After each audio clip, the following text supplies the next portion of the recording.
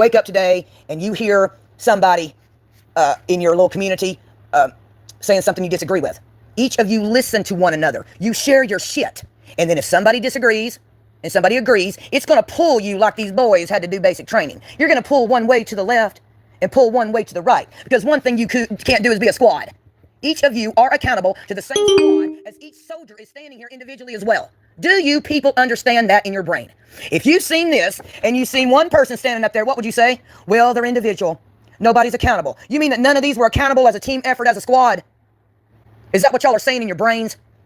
Maybe the veteran of Wish I Could Be over there and in an RV wherever he's running all the time, he would say, listen, now when I went to basic training, Tammy, I stood up on one of these platforms by myself because I'm only responsible for myself. I'm an independent soldier. None of the other soldiers matter, Tammy, when we have photographs of our basic training, Tammy. This is like a community. Now, I'm not saying it's the number, right? But your community you call drama is much like this squad. Okay? If some fucker, in this one here, or whoever's in the picture, decided to be a jackboot fucker in basic training, they would report to one of these men in the hats. They would do something about it. They wouldn't say, well, he's in basic training too.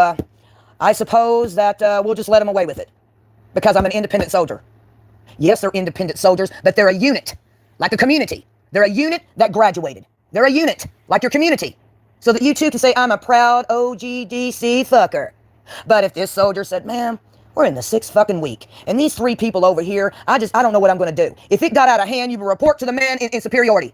Or female, whoever it is, this happens to be men. They're not going to say, listen, we just got to get through graduation. I'm not going to worry about nothing as we work as a team.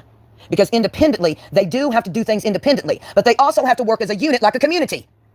And if this one here starts to talk in this one's ear, and this one starts to talk in this one's ear, it sways people from one side to another in agreement and disagreement. So you have like these guys hanging out because these guys are being talked about, just like your community on YouTube.